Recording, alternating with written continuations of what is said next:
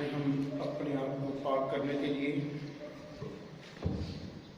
اسی نشان کا استعمال کریں جو نشان ہماری نجات ہے، ہمیشہ کی زندگی ہے، ہمارے گناہوں کا کفارہ ہے، اور یہی نشان ہے جو ہمارے گناہوں کی وجہ سے بہشت کا دروازہ جو بند تھا اسے کھولنے کا وسیلہ بنا۔ ہم سبھی مل کر کہیں گے، باپ اور بیٹے اور روح القدس کے نام سے آمین۔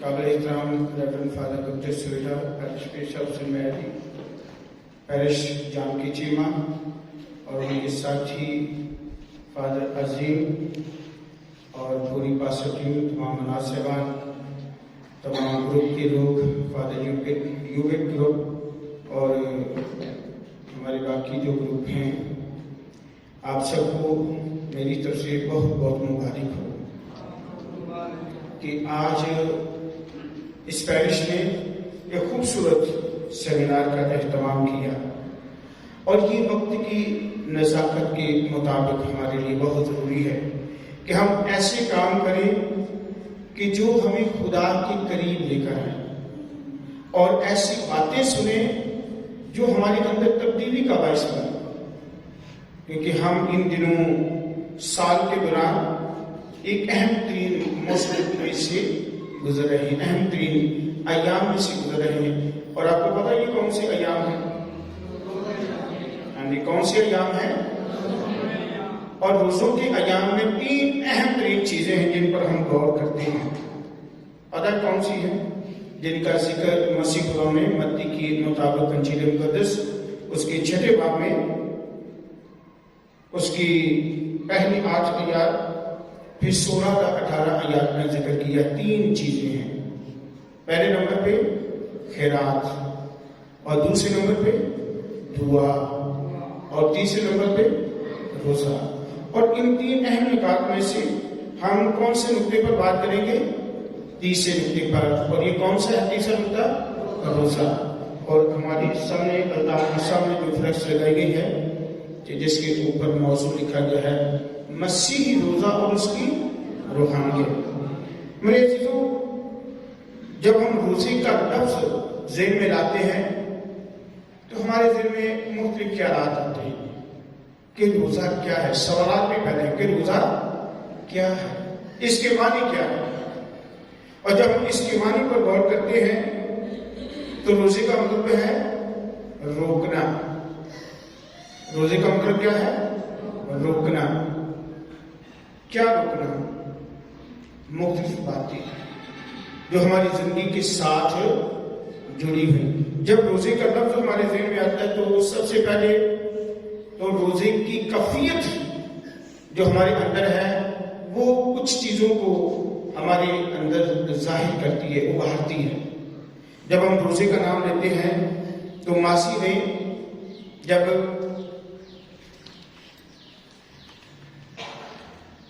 کلام مقدس کا ہم مطالعہ کرتے ہیں تو پہلے روزے کا مطلب تھا ماتم کرنا، غم زدہ ہونا، تکلیف اٹھانا، اداسی، نوحہ، یہ بھی رونا اور ماتم کرنا ہے۔ پھر نوحہ کرنا ہے، ماتم کرنا ہے، اداس ہونا ہے، پریشان ہونا ہے، غمگین ہونا ہے، تو کس پر؟ زیادہ تر جب دکھوں کا ذکر آتا ہے تو ہم کیا کرتے ہیں؟ کس کے دکھوں پر دھیان کرتے ہیں؟ خدا یسوع کے دکھوں پر۔ اور اسی طرح اسی کے دکھوں پر دھیان کرتے ہوئے ہم اپنے آپ پر غور نہیں کرتے، یسوع کے دکھوں پر روتے ہیں۔ جب دکھوں کے گیت گاتے ہیں، جیسے مختلف گیت ہے، ہتھا پیرا میں چکل نیزے بھی نیا ہے دل، تو اس کی جو شاعری ہے جیسے جیسے سنتے ہیں رونگٹے کھڑے ہو جاتے ہیں کہ مسیح خدا نے میری خاطر اتنے ظلم اٹھائے کہ وہ باقی گسمنی میں ہے، غمگین حالت میں ہے، وہ اتنا غمگین ہے کہ اس کا پسینہ خون کی بوندیں بن کر ٹپکتا ہے۔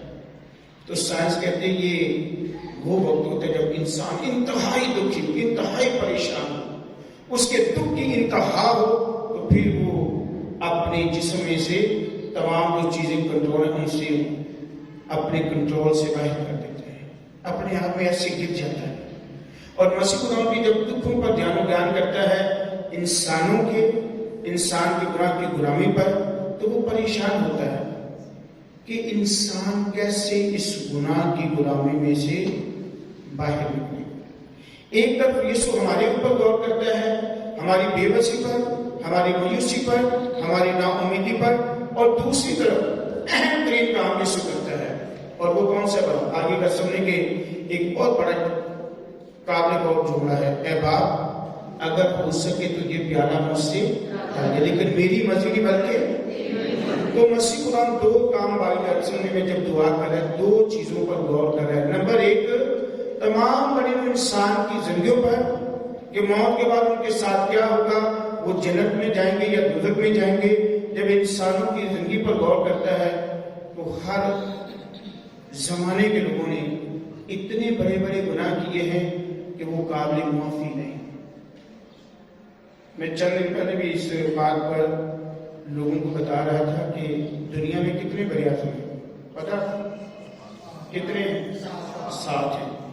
2 तो ऐसे हैं कि जहां पर जिंदगी जो है तो सही लेकिन बहुत मुश्किल है, जैसे इंटरनेट क्वेश्चन और अंटार्कटिका। लेकिन इसके अलावा जो 5 बड़े आदमी हैं, जैसे यूरोप है, अमेरिका है, अफ्रीका है, ऑस्ट्रेलिया है और एशिया है। तो आज जब हम रोजे की बात करते हैं तो इसके मुताबिक ही इस मौजूद से रिलेटेड ये सवाल है कि सबसे ज्यादा नबी कहाँ है? यूरोप में, अमेरिका में, ऑस्ट्रेलिया में, अफ्रीका में, कहाँ है? एशिया। और हम कहाँ हैं? अब इतने नबियों का इस बड़े आज़म में आने का मतलब क्या जाहिर करता है? भाई क्या यूरोप वालों को जरूरत नहीं थी? अफ्रीका वालों को जरूरत नहीं थी? अमेरिका वालों को जरूरत नहीं थी? या ये चारों बड़े आज़म हैं, वहां नबी की जरूरत नहीं थी? सबसे ज्यादा नबी कहाँ आए हैं? एशिया में। अगर यहाँ पर नबी आए हैं तो नबी क्या लेने आते थे? क्या उनका काम था? वो खुदा की बातों को लोगों तक पहुंचाते थे। जैसे नैनमा का वाकया, यूनुस नबी को बताता, भाई खुदा आपके कामों से बहुत नाराज है। तो कौन से काम किए थे लोगों ने? ऐसे काम जो खुदा की मर्जी के खिलाफ, ऐसे काम जो खुदा को पसंद नहीं, ऐसे काम जो मुआशरे के अंदर नफरत, कदूरत और बेरादरी पैदा करते, ऐसे काम जिन्होंने मुआशरे का अमन और सुकून बर्बाद कर दिया। और खुदा लोगों के कामों की वजह से आसमान से लोगों पर गौर करते हैं। और इस तरह वक्त के मुताबिक सबसे पहले जो तबाही का वाक़या शुरू होता है, वसी पैमाने पर तबाही की गई। खुदा इंसानों से नाखुश होते हुए जो काम करता है कि पूरी दुनिया को पानी से नेस्त नबूद कर दिया। नूह के जमाने में नूह ने भी आपको तालीम दी, लेकिन लोगों ने उसकी बात नहीं सुनी। फिर इस तरह नैनवा के लोगों को जब पैगाम दिया गया तो उन्होंने फौरन उस पैगाम को कबूल किया। तो दोनों जगहों का जब मुआवजा करते हैं तो दोनों जगहों पर खुदा की आवाज जब नबियों के जरिए लोगों तक पहुंचती है तो उसका सबब क्या है? क्यों नबी इन लोगों के पास आए? कि इनके काम ऐसे थे कि जो खुदा को पसंद नहीं थे।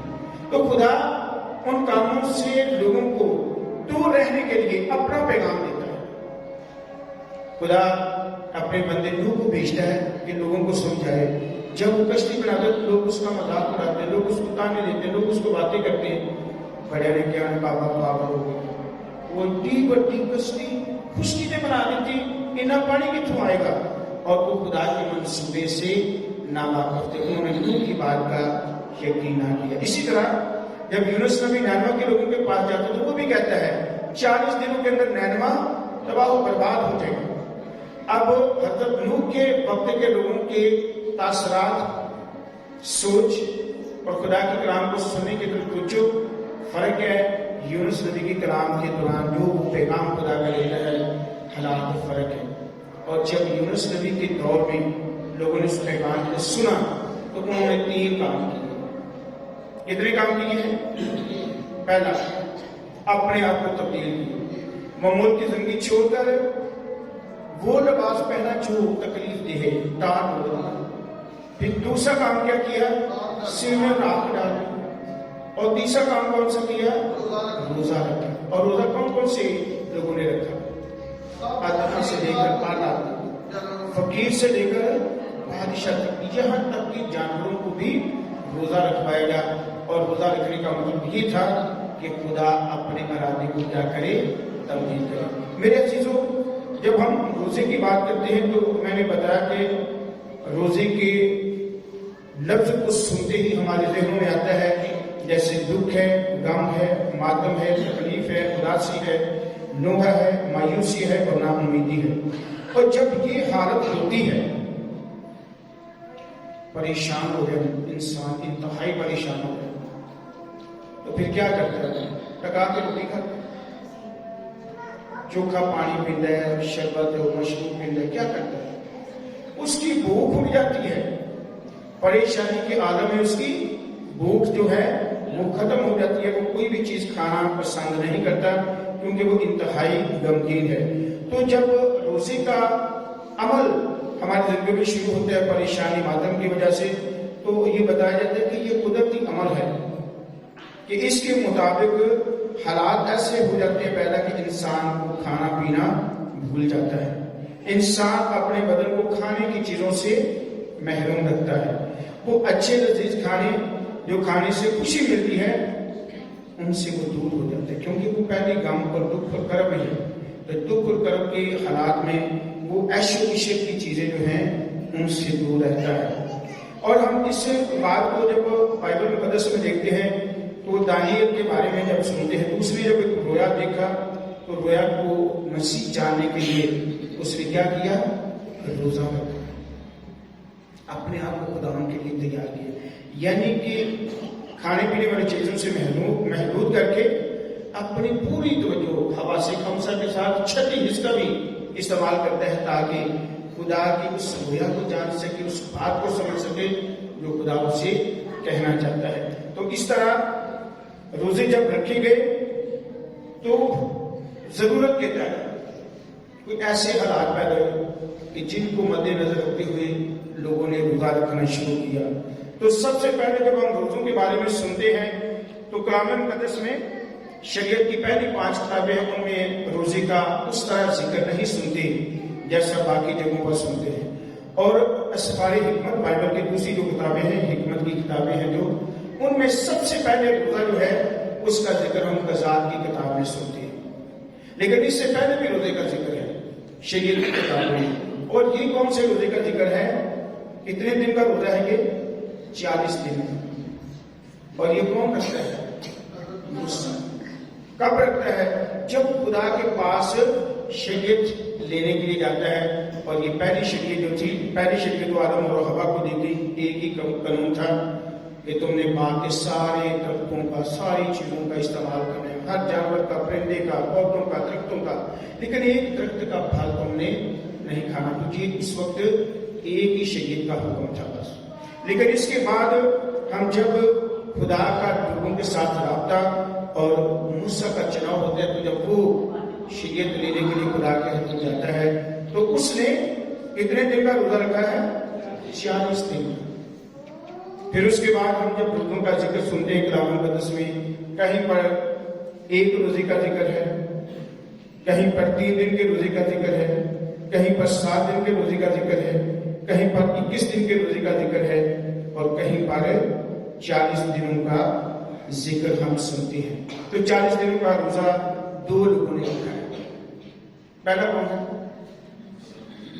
ابھی ادھر سے آواز پہ تھی، کون سا بندہ جس نے پہلے 40 دن کا روزہ رکھا؟ موسیٰ۔ شریعت کو لینے کے لیے جب جاتا ہے تو اپنے آپ کو تیار کرتا ہے، اپنے آپ کو خدا کے قریب لے جانے کے لیے جاتا ہے۔ اور دوسرا جو دوسری ہستی ہے جس نے 40 دن کا روزہ رکھا وہ کون ہے؟ مسیح خدا۔ مسیح خدا نے 40 روزے نہیں رکھے، اس نے ایک ہی روزہ رکھا، اور وہ کتنے دن کا ہے؟ 40 دن اور 40 رات کا روزہ۔ ہم تو دن کا روزہ رکھتے ہیں، رات کو کھاتے رہتے جو بھی ہمیں ملتا ہے، تو جو جسمانی ضرورت ہے اس کو پورا کر سکیں، طاقت حاصل کریں، تاکہ آنے والے دن کی تمام سرگرمیوں کو بھی ادا کر سکیں اور اس کے ساتھ ساتھ روزہ رکھ کر بھی خدا کا کام بھی اور اپنی انسانی ذمہ داریوں کو بھی پورا کر سکیں۔ لیکن جب مسیح قرآن روزہ رکھتا ہے تو وہ 40 دن اور 40 رات کا روزہ رکھتا ہے۔ اس طرح روزوں کے بارے میں جب ہم سنتے ہیں تو روزے کی مختلف قسمیں ہیں، 4 طرح کے روزے ہیں۔ سب سے پہلا روزہ ہے شرعی روزہ۔ شرعی روزہ ہوتا ہے شریعت کے مطابق، جس روزے کا شریعت میں ذکر ہے۔ جیسے میں نے بتایا کہ روزے کی مختلف اقسام ہیں، 3 دن کا روزہ، 5 دن کا روزہ، 7 دن کا روزہ، 9 دن کا روزہ، 21 دن کا روزہ، 40 دن کا روزہ، ٹھیک ہے؟ یہ 40 روزے، 3 روزے، 4 یا 7، یہ جتنے بھی روزے ہیں یہ کچھ ایسے ہیں کہ جو شریعت کے مطابق ہیں، کچھ ایسے ہیں جو وقتی طور پر، ٹھیک ہے؟ جیسے جب روزے کی اقسام کے بارے میں سنتے ہیں تو پہلی قسم ہے شرعی روزہ، دوسرا روزہ ہے یادگاری کا روزہ، تیسرا روزہ ہے وقتی یا خاص روزہ، چوتھے روزے کی جو قسم ہے وہ ہے شخصی روزہ، ٹھیک ہے؟ وقتی روزہ اور یادگار کا روزہ اور شرعی روزہ، یہ 2 قسم کے ہیں۔ ان روزوں میں بھی 2 قسمیں، یعنی ذاتی اور انفرادی روزہ، یعنی ایک شخص روزہ رکھتا ہے وہ شریعت کا، یا وقتی روزہ رکھتا ہے، یا پھر وہ یادگاری کا روزہ رکھتا ہے، ٹھیک ہے؟ لیکن یہ انفرادی روزے کے ساتھ ساتھ اجتماعی روزہ بھی، پوری جماعت سب مل کر روزہ رکھتے ہیں، شریعت کا سب مل کر رکھتے ہیں، یادگاری کا سب مل کر رکھتے ہیں، وقتی روزہ سب مل کر رکھتے ہیں۔ اور اسی طرح شخصی روزہ جو ہے یہ اجتماعی روزہ نہیں ہوتا ہے، یہ ایک فرد کا روزہ ہے۔ جیسے مسیح قرآن نے 40 دن اور رات کا روزہ رکھا، اور اس طرح داؤد نبی روزہ رکھتا ہے، وہ شخصی روزہ رکھتا ہے۔ اسی طرح شاؤل کے جب بیٹے قرآن میں سو جاتے ہیں تو ایک مدت کے لیے بنی اسرائیل نے ان کے لیے روزہ رکھا، ٹھیک ہے؟ شخصی طور پر بھی اور جماعتی طور پر بھی۔ اس طرح جب ہم روزے کی قسموں کو دیکھتے ہیں تو یہ 4 قسمیں ہیں۔ جیسے شرعی روزے کے بارے میں بنی اسرائیل نے مسلم شریعت کے مطابق روزوں کا تقرر کیا، اور یہ شریعت کے مطابق جو روزے ہیں ان کو شرعی روزہ کہتے ہیں۔ یہ فرضی روزہ بھی ہو سکتا ہے، یعنی اپنی ذات کے لیے، لیکن زیادہ تر جب ہم روزے کا ذکر سنتے ہیں شرعی روزہ تو اس میں زیادہ لوگ سکتے ہیں، پوری بنی اسرائیل لوگ ہیں اس میں شامل ہیں، اور جب بنی اسرائیل لوگ اس میں شامل ہیں تو یہ اجتماعی روزہ ہے۔ اور اس کا ذکر ہم احبار کی کتاب میں سنتے ہیں، اس کے 16 باب کے 29 آیت میں، کہ اس روزے سے تمہارے پاس سے تم کو پاک کرنے کے لیے کفارہ دیا جائے گا۔ یادگاری کا روزہ، کہ جب بنی اسرائیل ملک کنعان میں پہنچے، یہ یادگاری کہ ان کو ایک مقام جو ہے وہ ملا ہے کہ جہاں پر وہ سفر کرتے ہوئے پہنچتے ہیں، کنعان کے ملک میں پہنچتے ہیں تو وہاں کچھ وقت گزارتے ہیں، اور وقت گزارنے کے ساتھ ساتھ اپنے خدا کو بھی یاد کرتے ہیں، اور اپنے خدا کو خوش کرنے کے لیے وہ روزہ رکھتے ہیں۔ اور روزہ رکھنے کا ایک مقصد کیا ہوتا تھا؟ اپنے آپ کو پاک کرنا۔ تو اس طرح یہ یادگاری کا روزہ جو ہے یہ مختلف مقامات پر رکھا جاتا ہے۔ مثلا 4تھے مہینے کا روزہ، کلام مقدس میں اس کا ذکر سنتے ہیں، 5ویں مہینے کا روزہ، 7ویں مہینے کا روزہ، 10ویں مہینے کا روزہ، یہ یادگار ایسی جگہ ہیں اور ایسے موقع ہیں کہ جہاں پر ان مہینوں میں روزے رکھے گئے۔ وقتی روزہ، وقتی روزہ کیا ہوتا ہے؟ اچانک کوئی بیمار ہوتا ہے، جیسے داؤد نبی کا بیٹا جب بیمار ہوا تو اس نے روزہ رکھا، تو جب روزے کے دوران اس کی ڈیتھ ہوگی تو اس نے فوراً روزہ بند کر دیا۔ جس کے لیے میں نے روزہ رکھا تھا اب وہ ہی نہیں رہا، تو اب میں روزہ کس مقصد کے لیے؟ کیونکہ میرا مقصد کیا تھا کہ میرا بیٹا شفا پائے۔ تو یہ کیا ہے؟ یہ وقتی روزہ ہے، یعنی وقت کے مطابق اس کی ضرورت پڑی ہے تو اس نے روزہ رکھا ہے۔ جب وقت کی ضرورت ختم ہو گئی، جب بیٹا خدا میں سو گیا ہے تو اس نے روزے کو بند کر دیا، اس کے آگے روزہ اس نے نہیں رکھا، پھر معمول کی زندگی کو گزارتا ہے۔ اور یہ بھی روزہ جو ہے، جیسے شریعت کے روزے جو ہیں یہ فرض ہے، بھئی آپ نے اتنے روزے رکھنے ہیں۔ یادگاری کے روزے بھی جو ہیں یہ بھی فرض ہے ہر ایک پر، جیسے 5 وقت کی نماز آپ پر فرض ہے، شریعت کا روزہ بھی آپ پر فرض ہے۔ یادگاری کے یعنی کہ ایسے مقامات یا جہاں پر ابراہیم کی بیوی سائرہ قرآن میں سن جاتی ہے تو وہاں پر وہ ماتم کرتا ہے، روزہ رکھتا ہے۔ پھر جیسے کلثم کا ابو کرتے ہیں، وہاں پر لوگ جو ہیں اپنے آپ کو پاک کرنے کے لیے روزہ رکھتے ہیں۔ تو ایسی جگہوں پر یہ یادگار واقعات ہیں کہ جہاں پر روزہ رکھنے کی ضرورت ہے۔ تو وقتی روزے میں کوئی ایسی ناگہانی دکھ یا مصیبت جب لوگوں کی زندگی میں آتی ہے تو پھر وقتی طور پر روزہ رکھتے ہیں۔ جیسے فرض کریں میں نے یا آپ نے کوئی مقصد رکھا ہے، تو اس مقصد کے لیے ہم کیا کرتے ہیں؟ دعا یا خدا کو یاد کرنا یا خدا کے قریب آنا، اس میں جتنی بھی مشقیں ہیں، قرات ہے، دعا ہے، روزہ، لیکن ان میں اہم ترین جو مشق ہے وہ کیا ہے؟ روزہ۔ جب ہم اپنے جسم میں غذا کو دور رکھتے ہیں تو پھر ہماری پوری توجہ جو ہے خدا کی طرف ہوتی ہے، اور روزہ رکھتے ہوئے ہم اپنے خدا کی طرف توجہ کرتے ہیں، اور یہ وقت جو ہم پر آیا ہے، یہ دکھ یا مصیبت ہے، یہ پریشانی ہے، وہ روزے کے ذریعے ہماری دور ہوتی ہے۔ میں یہ پرسوں کی بات ہے کہ ایک جگہ دعا کرنے کے لیے گیا، وہ لڑکا ذہنی طور پر پریشان تھا، شاید اس کو زیادہ دیر تک نیند نہیں آتی تھی، تو اس کے گھر والوں نے کہا فادر جی اس پر دعا کریں تاکہ یہ ٹھیک ہو جائے۔ میں نے کہا آج میں نے دعا نہیں کی، بس میں نے آج کہہ دیے کہ یہ کل تک ٹھیک ہو جائے گا، اور اس کے لیے میں اگلے دن اسپیشل روزہ رکھا، اور جب میں نے شام کو روزہ کھولا تو مجھے فوراً اسی وقت فون آیا، روزہ کھولنے کے لیے جیسے کھانا کھا کے میں فارغ ہوں تو مجھے فون آیا، فادر جی مبارک۔ میں نے کہا کیا ہوا؟ کہتے ہیں مسری کی اب حالت بہت بہتر ہے۔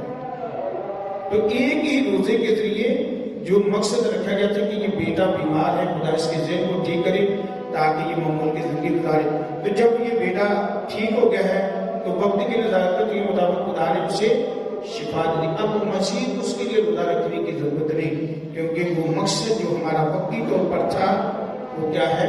پورا ہو گیا۔ تو یہ روزے ہیں وقتی طور پر، اور ان کے لیے کوئی ٹائم مقرر نہیں، کسی بھی مہینے میں آپ اس روزے کو رکھ سکتے ہیں۔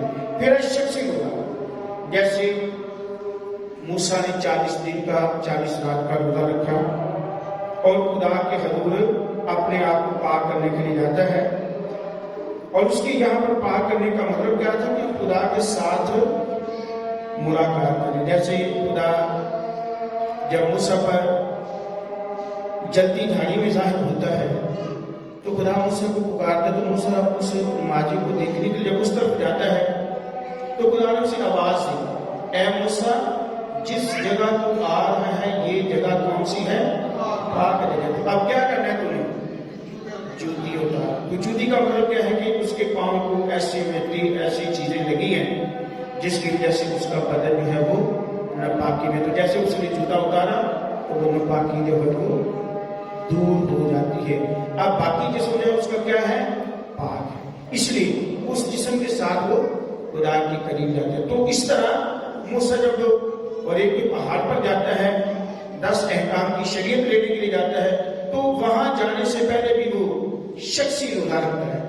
یہ صرف موسیٰ نے رکھا ہے، ساری بنی اسرائیل قوم نے نہیں رکھا۔ پتہ ہے موسیٰ پہاڑ پر جانے لگے، یہودیوں میں سے کسی نے روزہ نہیں رکھا سوائے موسیٰ کے۔ تو یہ چوتھی قسم جو ہے روزے کی، یہ کون سا روزہ ہے؟ شخصی روزہ، ذاتی روزہ۔ اس روزے کے لیے ہم بنی اسرائیل کی زندگی میں دیکھتے ہیں کہ جب موسیٰ خدا کے حضور روزہ رکھ کر جاتا ہے اور جو وہ لینے کے لیے جاتا ہے وہ اس کو ملتا ہے 10 احکام۔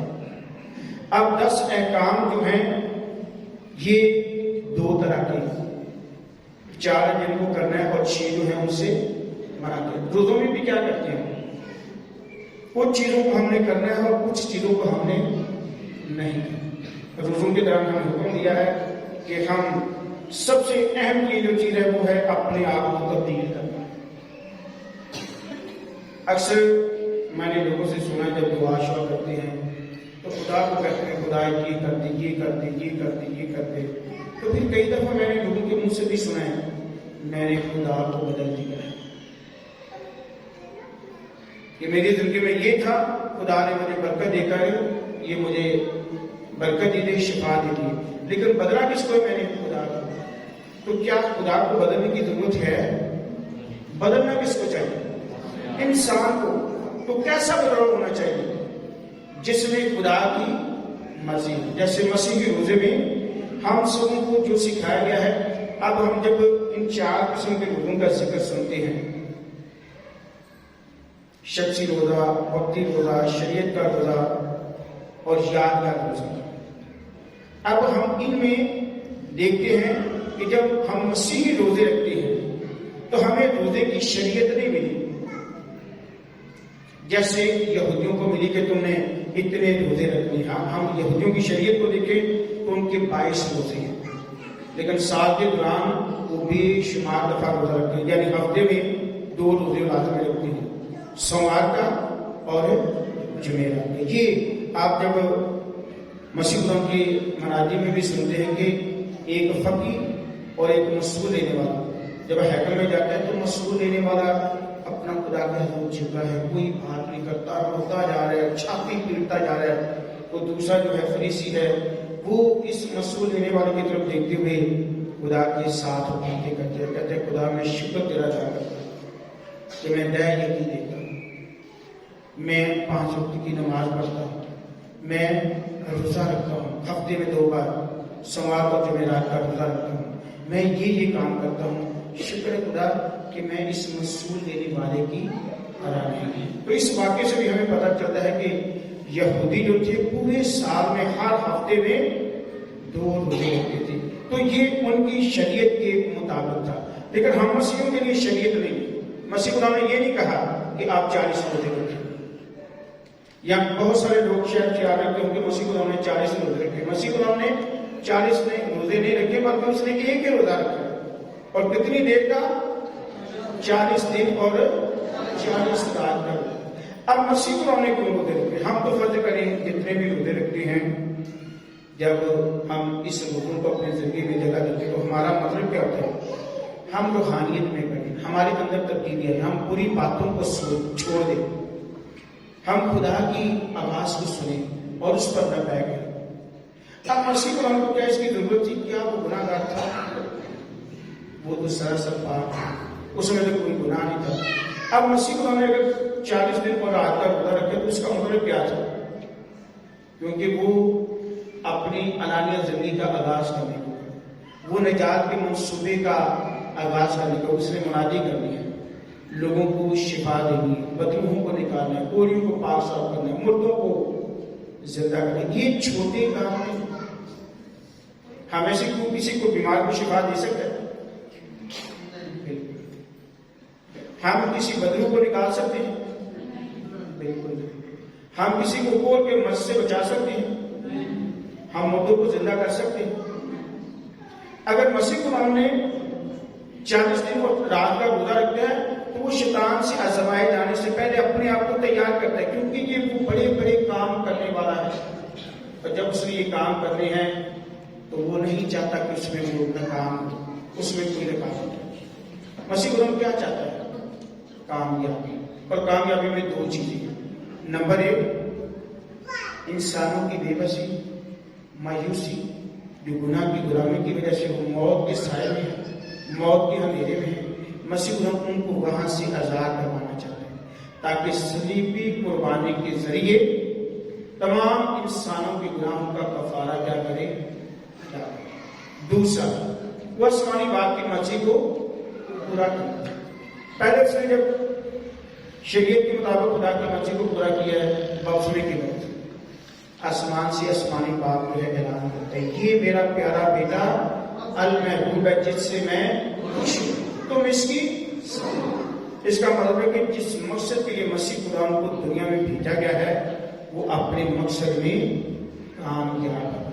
پھر یوحنا اسباغی جو ہے مسیح خدا کے بارے میں لوگوں کو دعوت دیتا ہے، دیکھو خدا کا برہ جو دنیا جہان کے گناہ کو اٹھا لیتے۔ تو مسیح خدا کے جو آنے کا مقصد ہے وہ ہے لوگوں کو گناہ کی غلامی سے آزاد کرنا، لوگوں کو خدا کے منصوبے کے لیے تیار کرنا۔ تو مسیح خدا ایک تو صلیبی قربانی کے ذریعے وہ انسانوں کو اس گناہ کی غلامی سے، موت سے آزاد کروانا چاہتا ہے، یہ اس کا مقصد ہے۔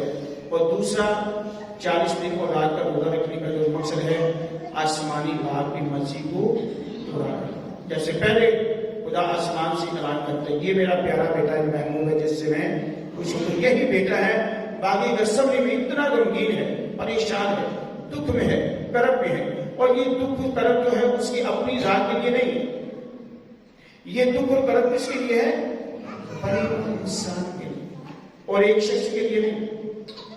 اگر ایک شخص کے لیے ہوتا تو پھر صرف یہودیوں کو یہ برکت ہوتی، یہودیوں کے لیے کفارہ ہے۔ لیکن مسیح خدا کے بارے میں مقدس یوحنا کے مطابق انجیل مقدس اس کے 30 باب کی 16 آیت میں ہم پڑھتے ہیں، خدا نے دنیا سے ایسی محبت کی کہ اس نے اپنا اکلوتا بیٹا تاکہ جو کوئی ایمان لائے ہلاک نہ ہو بلکہ ہمیشہ کی۔ تو یہاں جب یہ لفظ ہم سنتے ہیں، یہ فکرہ سنتے ہیں کہ جو کوئی، یعنی یہاں پر کسی مذہب کا نام نہیں لیا گیا، نہ تو یہودیوں کو کہا گیا کہ اگر یہودی یسوع پر ایمان لائیں گے، نہ مسیحیوں کو کہا گیا کہ وہ اس پر ایمان لائیں گے، نہ مسلم کو کہا گیا کہ وہ اس پر ایمان لائیں گے تو ان کو ہمیشہ کی زندگی ملے گی، نہ کسی ہندو کو، نہ کسی سکھ کو، کسی بھی کو نہیں۔ یہاں پر ایک کھلا دعوت نامہ، جو کوئی بھی اس پر ایمان لائے گا ہلاک نہیں ہوگا بلکہ ہمیشہ کی زندگی پائے گا، جو اس بات کی طرف اشارہ ہے کہ مسیح کو اگر 40 دن اور 40 رات کا روزہ رکھتا ہے تو وہ تمام غریب انسان کے گناہوں کا کفارہ ادا کرتے ہیں۔ دوسرا، نجات کے منصوبے کی تکمیل کے لیے مسیح کو باپ کے حضور دعا کرتے ہیں کہ اے باپ اگر ہو سکے تو یہ پیالہ مجھ سے، لیکن میری مرضی نہیں بلکہ، اور اسی مرضی کو پورا کرنے کے لیے وہ 7ویں کلمے میں کہتا ہے، اے باپ میں اپنی روح تیرے ہاتھوں میں سونپتا ہوں۔ ہم جب روزوں کے ان ایام میں داخل ہوتے ہیں تو ہمیں تو خاص عبادت کرنے کی دعوت ملتی ہے، اور یہ دعوت کون سی کلیسیا دیتی ہے آپ کو؟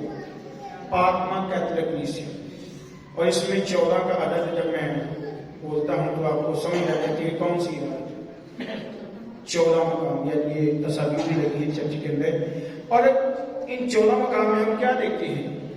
مسیح قرآن کی کیسے اس پر موت کا فتویٰ دیا جاتا ہے، دوسرے مقام پر، تیسرے مقام پر، چوتھے مقام پر، پھر 14ویں مقام میں ہم دیکھتے ہیں کہ یسوع کی لاش کو قبر میں رکھا جاتا ہے۔ اس کے اندر یسوع کی اذیت کا ذکر ہے، وہ باغی گسمنی سے پکڑا جاتا ہے، سر پر کانٹوں کا تاج رکھا جاتا ہے، اس کی آنکھوں پر پٹی باندھ کر اس کے سر پر سکنڈا مارتے ہیں اور اسے پوچھتے ہیں یہودیوں کے بادشاہ بتا تجھے، پھر وہ 3 عدالتوں میں سے پیش کیا جاتا ہے۔ پہلی عدالت یہودیوں کی، پھر پیلاطس کی، پھر ہیرودیس کی، پھر اس کو اس دوران کوڑوں سے مارا جاتا ہے، پھر بھاری بھرکم صلیب اس کے کندھے پر رکھی جاتی ہے اور وہ کلوری کے مقام پر پہنچتا ہے، اور وہ تھکا ہارا، جسم پر اتنے زخم ہیں، ان زخموں کی وجہ سے اس کے جسم کا پانی جو ہے وہ کم ہو گیا، اس کے اندر اتنی طاقت نہیں کہ وہ چل سکے،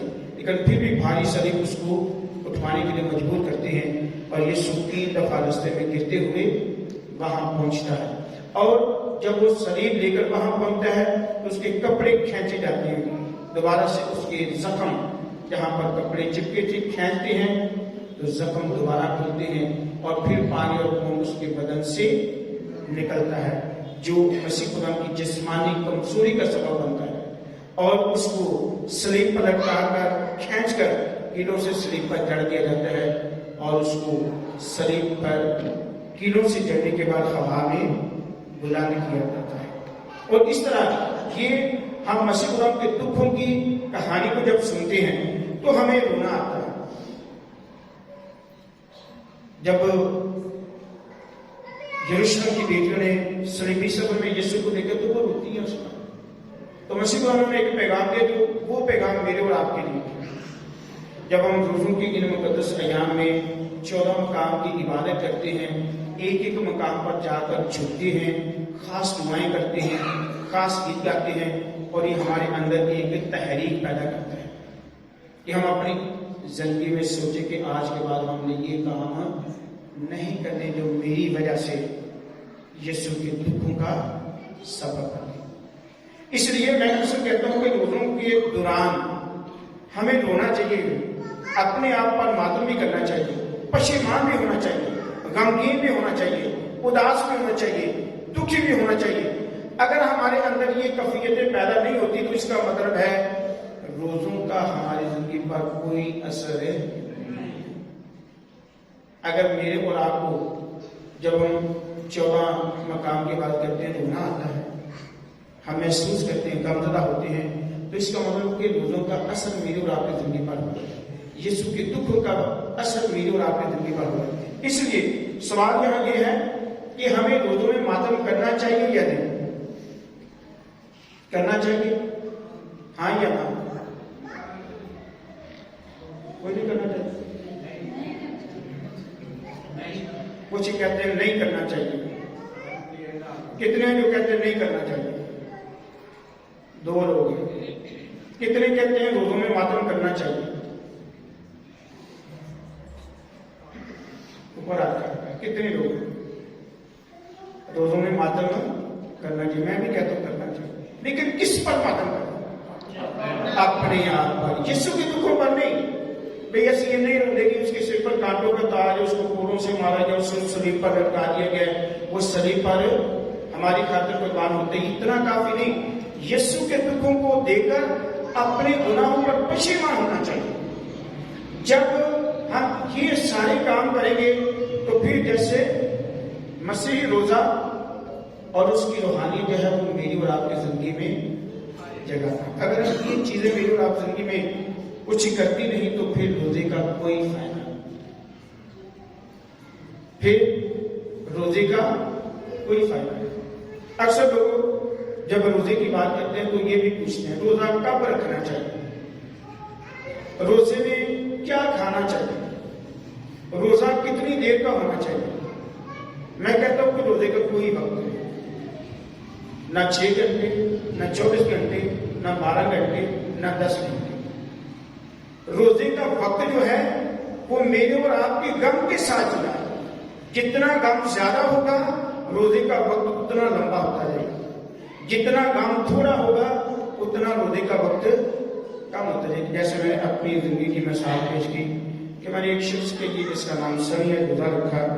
मैंने खानदान को कहा कि आज मैंने इस पर दुआ नहीं करनी, बस मैंने कह दिया ये कल तक ठीक होना शुरू हो जाएगा। तो कल आज शाम को उनको बात ये दिलासा दिया है, वादा किया है कि खुदा इसको ठीक करेगा। अगले दिन उसके लिए रोजा रखा, शाम तक वो बंदा बेहतर हो। तो इसका मतलब है कि जिस तब्दीली के लिए, जिस मकसद के लिए मैंने रोजा रखा था वो रोजा क्या है पूरा होता है, खुदा के हजूर कबूल होता है। तो जब मेरी रोजे के अंदर ये चीज पाई जाती है कि वो रोजे ने 2 हस्तियों को तब्दील किया, एक मेरी जिंदगी को, एक उस शख्स की जिंदगी को जिसके लिए मैंने रोजा रखा, मेरे ईमान को मजबूत किया है, मेरे अंदर इत्मीनान पैदा किया है कि मैं अब और भी रोजा रखूंगा किसी के लिए, किसी भी मकसद के लिए। तो फिर क्या होगा, खुदा मेरी सुनेगा। अब रोजे के लिए क्या जरूरी है? जब हम रोजा रखते हैं तो क्यों रखें रोजा? जरूरत क्या है रोजे की? रोजे के या दूसरे लफ्जों में रोजे का मकसद, या वैसे ही रोजा रखते रहे, वैसे ही हर रोज 3 दफा 4 दफा 5 दफा जाकर चर्च में दुआ करें। क्या ऐसे दुआ करनी चाहिए या हमारी दुआ का भी मकसद होना चाहिए, खैरात का भी मकसद होना चाहिए और रोजे का भी मकसद होना चाहिए? क्या है, क्या ख्याल है आपका? बगैर मकसद के रोजा रखना चाहिए? कई लोग जैसे कलामी कदस में जब हम सुनते हैं तो अपने गुनाहों को, اپنی زندگی سے ختم کرنے کے لیے روزہ رکھا جاتا ہے. ملکوں کے دوران جنگ ہوتی ہے تو پھر روزہ رکھا جاتا ہے. یوکرین میں روس نے جنگ کی تباہی بربادی، بہت سارے انسانوں کا قتل عام ہوتا ہے. تو ہمارے عالمگیر کلیسیا نے ہمیں کہا کہ ہم ان کے لیے کیا کریں؟ روزہ رکھیں.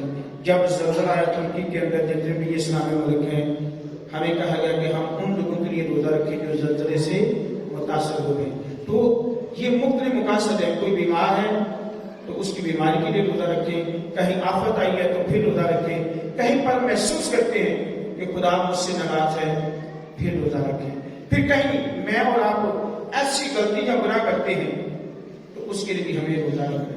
یعنی جب روزہ رکھیں تو اس کا ہماری زندگی میں کوئی مقصد ہونا چاہیے. ویسے بھی روزے رکھنی چاہیے بغیر مقصد کے.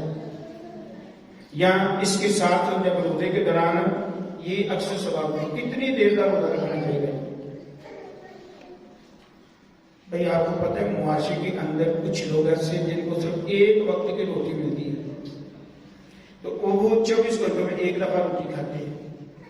تو اس کا مطلب ہے کہ ہم بھی اگر 24 گھنٹوں کا روزہ رکھتے ہیں یعنی ایک وقت میں روٹی کھاتے ہیں تو ہم موازنہ کریں گے لوگوں کے ساتھ جس کے پاس کھانے کو نہیں. روزے کا اس کو پتہ ہی نہیں روزہ رکھنا یا نہیں. ہمیں پتہ ہے ہم نے روزہ رکھنا ہے لیکن ہم نے 24 گھنٹوں میں ایک وقت کھانا کھانے کا فیصلہ کر لیا. اب ان میں اور ہم میں فرق کیا ہے؟ وہ تو بھوکے ان کے پاس کھانے کو نہیں، انہوں نے اس لیے روزہ رکھا. میرے پاس تو سب کچھ خدا نے دیا اور سب کچھ کھانے پینے پہ ہے تو پھر میں نے بھی روزہ رکھا ہے. تو ان میں اور مجھ میں فرق کیا ہے؟ وہ بھی بھوکے میں بھی بھوکا. ان کی زندگی میں مجبوری ہے، میں نے ویسے ہی روزہ رکھا ہے. کوئی مقصد نہیں. اگر روزہ مقصد کے بغیر ہے تو پھر ان بھوکے لوگوں میں اور ہم میں کوئی فرق.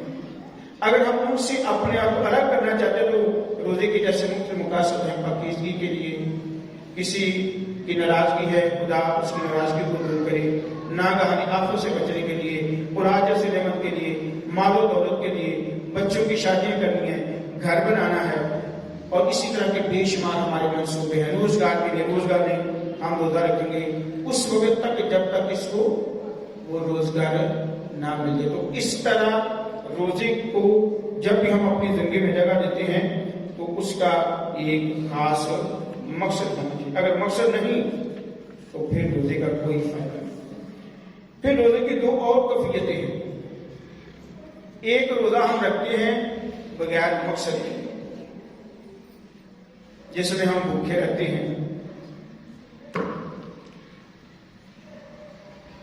لڑائی جھگڑا بھی کرتے ہیں، ایک دوسرے کو برا بڑا بھی کہتے ہیں. جیسے آج ہمارے سامنے پیرافکس لگے، اس میں ایک خاص حوالہ ہے اشعیاء نبی کا صحیفہ، اس کا 58 باب اور اس کے 30 سے 58 باب کی 30 آیت سے لے کر 5 آیت تک.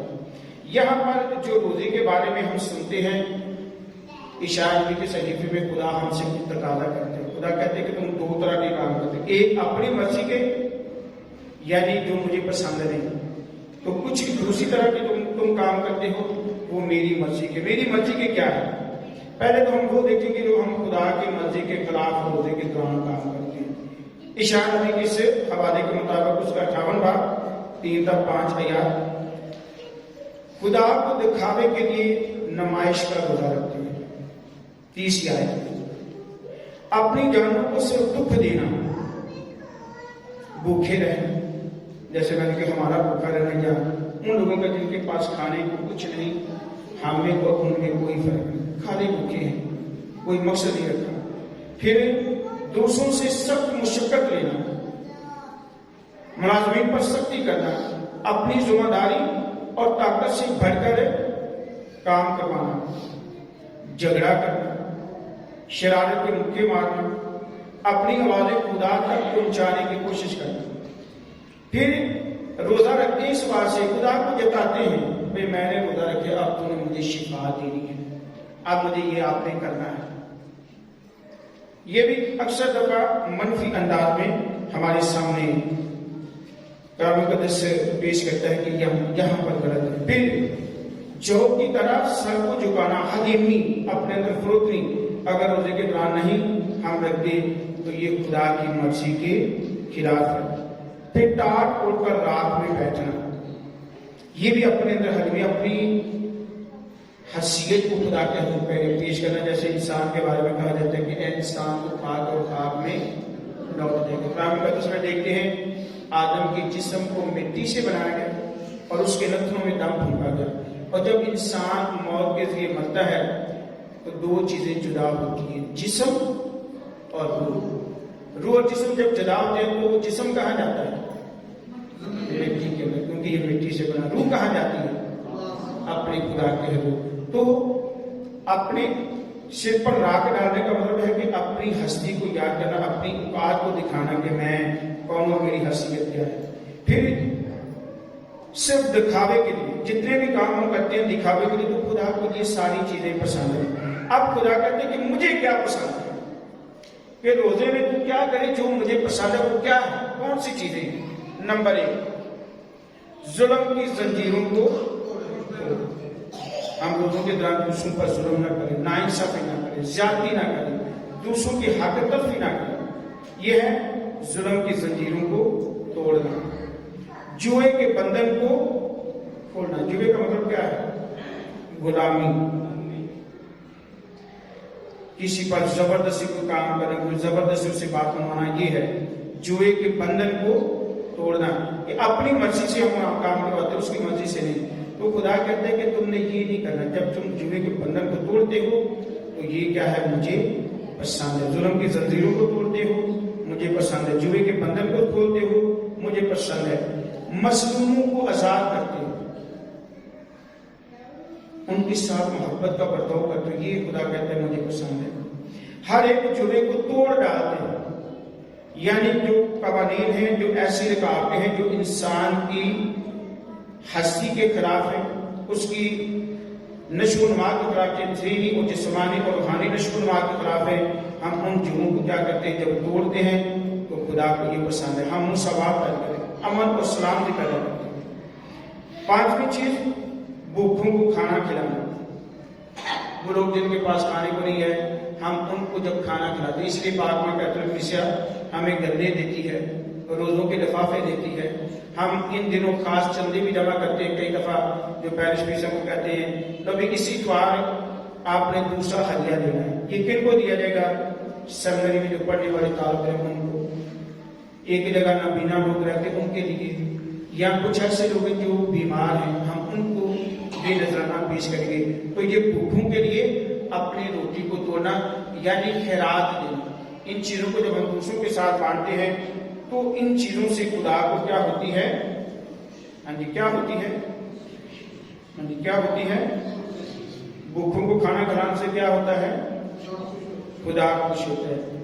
मस्कीनों को जो बेघर है उनको अपने घर में बुलाना। नंगों को जो कपड़े जिनके पास पहनने के लिए हैं उनकी मदद करना, ये वो काम है जो खुदा को क्या है? जब इन कामों को हम करते हैं तो फिर खुदा इन चीजों के जरिए हमसे खुश होता है। आजकल हमारी जिंदगी में रोजे की क्या अहमियत है? रोजे के 2 मकसद हैं, 2 चीजें हमें मिलती है रोजे से, एक रूहानी शिफा और एक जिस्मानी शिफा। जब हम रोजा रखते हैं तो हमारी बेशुमार बीमारियां दूर हो जाती हैं। आजकल के दिनों में जब हम रोजा रखते हैं तो 2 किस्म की शिफा हमें मिलती है, रूहानी और जिस्मानी। रूहानी तौर पर हमारी जिस्म, हमारी रूह जो है पाक और पवित्र हो जाती है। और इसी तरह जिस्मानी तौर पर जब हम अपनी जिंदगी में रोजे को देखते हैं तो ये बहुत सारी बीमारियों को खत्म करता है। जैसे शुगर के मरीज हैं, उनको ज्यादा भूख लगती है, वो रोजा नहीं रख सकते। अब हम उनको रोजा कहीं रखने के लिए मजबूर करें तो ये मुश्किल है, ये उनके लिए खतरनाक। तो ऐसे लोगों को हम रोजा नहीं रखवा सकते। हम उनको कहते हैं हाँ रोजा रखो, घंटे का रख लो, 2 घंटे का, जितनी आपकी बर्दाश्त है। रोजा रखने का मतलब ये नहीं कि अपनी जान को खत्म करना है, इसको नुकसान पहुंचाना। रोजा उतनी देर का रखें जो आपकी बर्दाश्त के मुताबिक है। जैसे 60 साल से ऊपर बुजुर्ग हैं या कुछ मरीज है जो मेडिसिन खाते हैं, वो ज्यादा लंबा नहीं रोजा रखते, तो कम से कम रोजे के दिनों में इस चीज के एहसास को अपने अंदर जगा दें یہ آج کل کے دنوں میں جو روزے کی اہمیت ہے، روحانیت ہے، کہ جب ہم ان روزوں میں سے گزرتے ہیں تو یہ بیمار بھی محسوس کریں.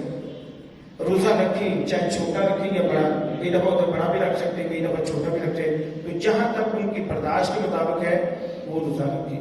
روزہ رکھنے کا مطلب یہ نہیں کہ بھوکھا رہنا، اپنے پیٹ کو بھوکھا رکھنا. روزے کا مطلب ہے رک جانا، باز آ جانا، منع ہو جانا. کون کون سی چیزوں سے؟ ہمارے جسم کے 5 ایسے کام ہیں جن کی وجہ سے ہم ناپاک ہوتے ہیں. اگر ان کو خدا کی مرضی کے خلاف چلائیں تو ناپاک ہو جاتے ہیں. اگر خدا کی مرضی کے مطابق چلیں تو پھر ہم کیا کرتے ہیں؟ پاک ہوتے ہیں. جیسے ہمارے پاؤں غلط جگہ پر جائیں گے، گناہ کریں گے تو یہ ہمارے لیے ناپاکی کا سبب ہے. اگر ہم ان پاؤں سے چل کر عبادت کے لیے جائیں گے، کسی دعا پر جائیں گے، تو اس سے کیا ہمیں ملے گا؟ برکت ملے گی. ہاتھوں سے بھی گناہ ہوتے ہیں. اگر ہم غلط کام کریں گے تو یہ میرے لیے ناپاکی کا سبب ہے. اگر میں ان کاموں سے بائبل کو پڑھوں گا، بائبل کے حوالوں کو لکھوں گا، گیت زبور گاؤں گا اور ان کے ذریعے اچھے کام کروں گا تو ان سے مجھے کیا ملے گی؟ برکت ملے گی. آنکھوں سے گناہ، ہم بری چیزوں کو دیکھتے ہیں اور ان کو دیکھتے ہی جاتے ہیں، ان سے خوش ہوتے ہیں، اور جب برے کاموں میں ہم مصروف ہو جاتے ہیں تو یہ ہم خدا کی مرضی کے خلاف ہیں. خدا نہ خوش ہوتا ہے. ہم ایسے برے کاموں کو دیکھتے ہیں جو خدا کی مرضی کے خلاف ہے. تو پھر جب ہم انہی آنکھوں سے اچھے کاموں کو دیکھتے ہیں، کلام پڑھتے ہیں، اچھی مووی دیکھتے ہیں، ایسی فلمیں دیکھتے ہیں جس سے انسانی زندگی میں اچھا پن آتا ہے، تو اس سے ہمیں کیا ملتی ہے؟ برکت ملتی ہے. منہ کے ذریعے ہم گناہ کرتے ہیں.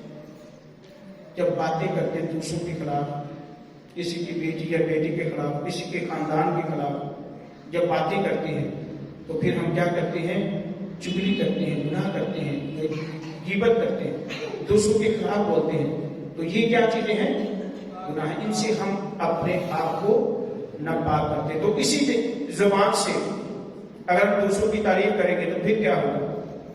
معاشرے میں امن پیدا ہوگا، صلح و سلامتی پیدا ہوگی، خدا خوش ہوگا.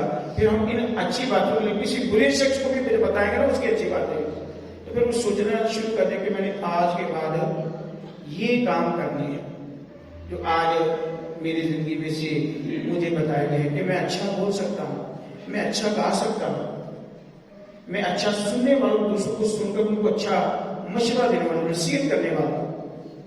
تو جب ہم روزہ رکھتے ہیں تو صرف پیٹ تک نہ محدود رکھیں. پیٹ کو بھوکا رکھنا کافی نہیں. روزے کے دوران ہم ان 5 چیزوں کو بھی اپنی زندگی میں اپنے خدا کی مرضی کے لیے استعمال کریں. پاؤں کا، ہاتھوں کا، زبان کا، کانوں کا، آنکھوں کا، یعنی ان تمام چیزوں کا بھی ہم نے روزہ رکھنا. روزے کا مطلب ہے بری چیزوں سے دور اور اچھی چیزوں کی طرف جانا. روزہ کیوں رکھا جاتا ہے؟ معاشرے میں روزہ کیوں رکھتے ہیں؟ دکھاوے کے لیے، دوسروں کو جتانے کے لیے. تم روزہ رکھنی، میں روزہ رکھنی. جیسے وہ فقیر فریسی مسئول لینے والے کو کہتا ہے اے خدا یہ تو گناہ گار ہے، میں 2 ہفتے میں 2 دفعہ روزہ رکھتا ہوں، میں دہی یکی دیتا ہوں، میں نماز پڑھتا ہوں، میں خیرات دیتا ہوں.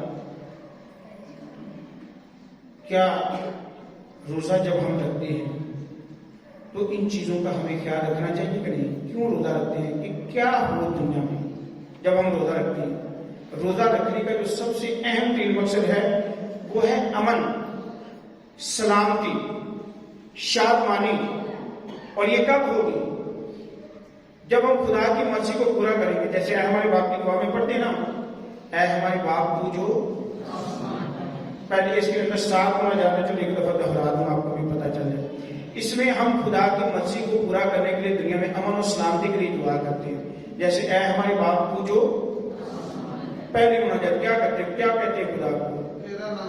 تیرا نام. دوسری مناجات، تیسری، چوتھی، 5ویں، 6ٹھی، 7ویں، تیرا نام پاک مانا جائے، تیری بادشاہی ہے، تیری مرضی جیسے آسمان پر پوری ہوتی ہے زمین پر بھی ہو، ہمارے روز کی روٹی آج ہمیں دے، اور جس طرح ہم اپنے قرضداروں کو بخش دے تو بھی ہمارے قرضوں میں بخش، ہمیں آزمائش میں نہ پڑنے دے، 7واں ہمیں بلکہ برائی سے بچا۔ تو یہ ساری دعا ہم کرتے ہیں روزے کے دوران، ہم انہی دعاؤں کو پڑھتے ہیں، سلام مریم پڑھتے ہیں، ہمارے باپ پڑھتے ہیں، باقی روزمرہ کی دعائیں پڑھتے ہیں، کلام مقدس کو پڑھتے ہیں۔ تو ان ساری چیزوں کو دہرانے کا مطلب کیا ہے کہ دنیا میں امن پیدا، روزہ بھی رکھتے ہیں تو دنیا میں امن پیدا، دعا بھی کرتے ہیں تو دنیا میں امن پیدا، خیرات بھی دیتے ہیں تو دنیا میں امن پیدا۔ اگر ہم خیرات نہیں دیں گے تو بھوکے کیا کریں گے؟ جن کے پاس کھانے کو نہیں، چوری کریں گے، ڈاکے ڈالیں گے، تو معاشرے کے اندر ہے بد امنی پیدا۔ تو اس بد امنی کو ختم کرنے کے لیے ہم روزوں کے دوران خیرات دیتے ہیں۔ تو روزے کی روحانیت پر جب ہم بات کرتے ہیں تو ہم نے ان ساری چیزوں کو اپنی زندگی میں جگہ دینی ہے، تب جا کے ہمارا روزہ جو ہے اس کی روحانیت کو ہمیں مکمل طور پر حاصل ہوگی، جب ہم ان چیزوں کے ذریعے خدا کی مرضی کو پورا کریں گے۔ آئیں آج ہم سب خدا سے دعا کریں کہ وہ ہم سب کو برکت دے کہ ہم روزے کے دوران ان چیزوں کو اپنی زندگی میں جگہ دیں اور خدا کی مرضی کو پورا کریں۔ خدا آپ سب کو برکت دے۔ کوئی سوال آپ کے پاس اگر کوئی بھی روزے کے متعلق سوال ہو تو آپ ابھی پوچھ سکتے ہیں۔ بہت ساری باتیں